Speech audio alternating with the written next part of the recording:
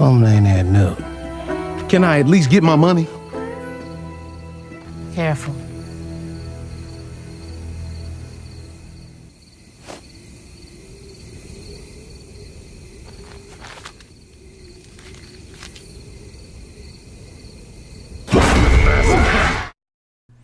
That was a scene from the movie Sinners. If you haven't seen it already, make sure you go check it out. Eb and I saw the movie when it first came out. We still want to see it in IMAX, of course.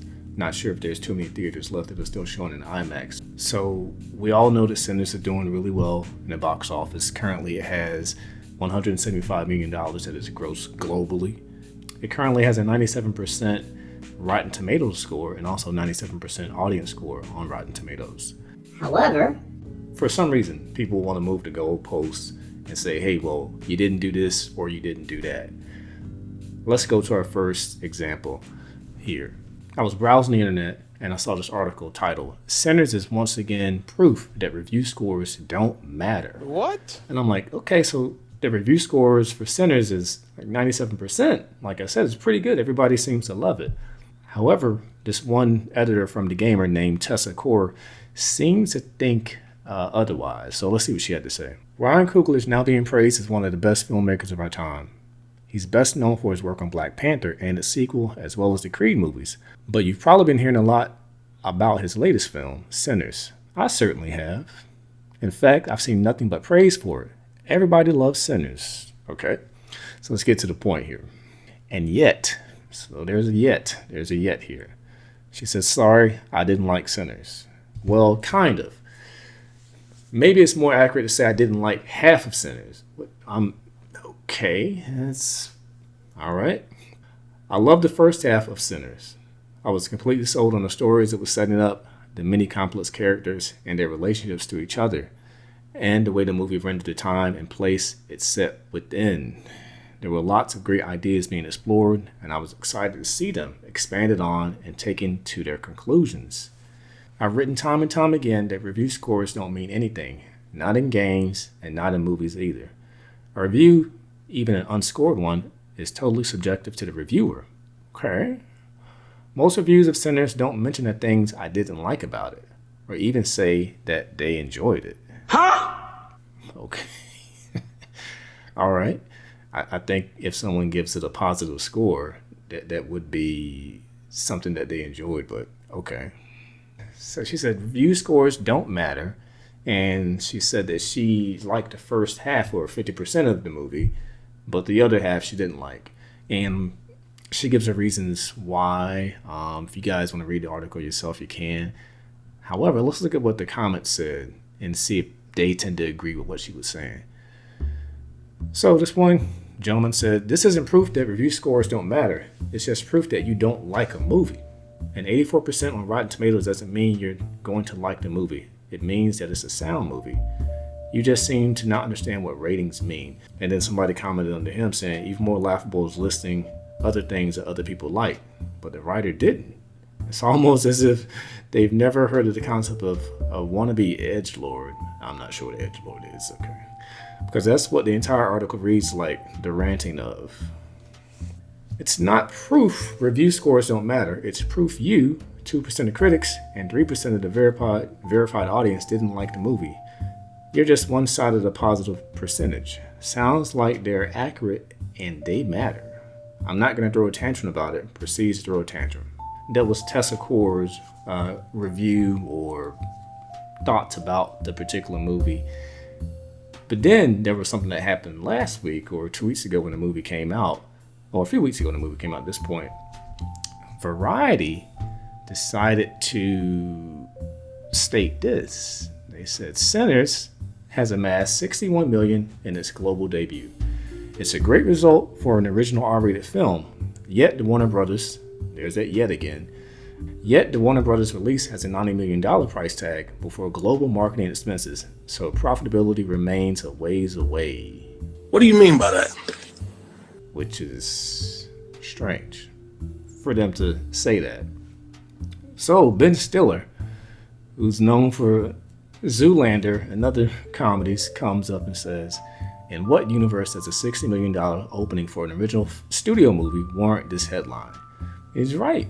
They, it's an original movie. It's R-rated, so they already, had that against them, because normal R-rated movies don't tend to do very well as opposed to like a PG-13 movie that's released at this time period. So for the movie just to come out, for them to kind of once again move the goalpost to say, hey, well, yeah, you made 61 million, but you got a ways away to make your $90 million price tag for marketing expenses.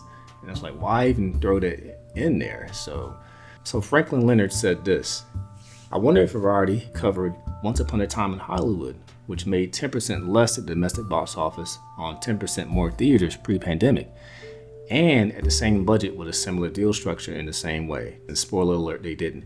And in the article, or thisvariety.com, they stated, in a win for original content. Quentin Tarantino's Once Upon a Time film opened with 41 million. Lecrae, the Christian rapper, Lecrae, I've heard of Lecrae, make good music. It's pretty good. He stated on Threads that Sinners is anti-Christian propaganda. And that's something I've heard. Demonic, is the movie demonic? People ask if the movie's demonic, and now it's anti-Christian propaganda. So Lecrae said, I saw it. My 2 cents from a filmmaking standpoint, it's dope. Great visuals, storytelling, strong character development, definitely inspiring for young black creatives. The time travel, cultural callbacks, and imagery are powerful. But I felt some anti-Christian propaganda. So he said that on the 20th. The Shade Room has had him on. He said Lecrae clears the air on his recent comments with the movie Sinners being anti-Christian. So first and foremost, I don't want nobody to get it misconstrued or twisted. It is a phenomenal movie. I saw it twice. This film depicts the Christian faith as a colonized white man's religion that is oppressive. There was lines where it was like, blues came from us, unlike that religion that was forced on us. And I'm like, that's not true. There was a forcing of religion, but we had it before they came and forced it on us. We interpret it different. I think they just was taught it was a period piece, right? And I get what you could say. It's a period piece, and we were getting a peek into that world. Yeah. And at that time, it was used to control. So what do you guys think about what Lecrae said there? Is the movie anti-Christian? Is it demonic? How do you guys feel about that? I mean, to me, it's not anti-Christian. It's not demonic. It's a movie. There's worse movies out there that people can call anti-Christian or demonic. This movie isn't one of them. So if you're putting off not seeing a movie because you think it may be demonic or anti-Christian, it's definitely not. So, all right. So I just wanted to hop on real quick. A little different video, of course. Me and Ed saw the movie, like I said earlier. What do you think of it? Drop down in the comments. Let us know if you enjoyed the movie, your thoughts on all of this. Lecrae, what he had to say, Variety, how they tried to undercut the movie's success, and any other comments that people have made about the movie. What do you guys think about that? And also, are we gonna dress like Michael B. Jordan for Halloween? The COOGI fit and the chain. I mean, I'm not sure how much a COOGI sweater costs, but I think it's like $600 or something like that. So I don't know. I had an old one. Well, I had a fake COOGI when I was younger. It wasn't COOGI at all, so it was maybe from like a Dollar General or something. But yeah, I had the fake COOGI, so I don't have it anymore. But yeah, like I said, different format for you guys. Just wanted to hop on because I know this movie's pretty good, and I think it's going to be something where we may end up having a fact-based video about it, of course, in the future. But let me know what your thoughts are. Comment, like, share, subscribe, and take a look at any of these other videos we have here or over here, wherever it is. Just click on one of our fact videos, whatever. Get out of here.